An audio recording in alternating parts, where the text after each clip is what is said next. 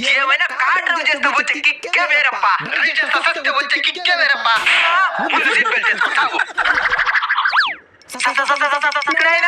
నాకెవరు all the best చెప్తున్నారు. అది ఆల్ ది బెస్ట్ కాదురా, థమ్స్ అప్ ఇస్తానంటున్నాడు. తీసుకుందాం.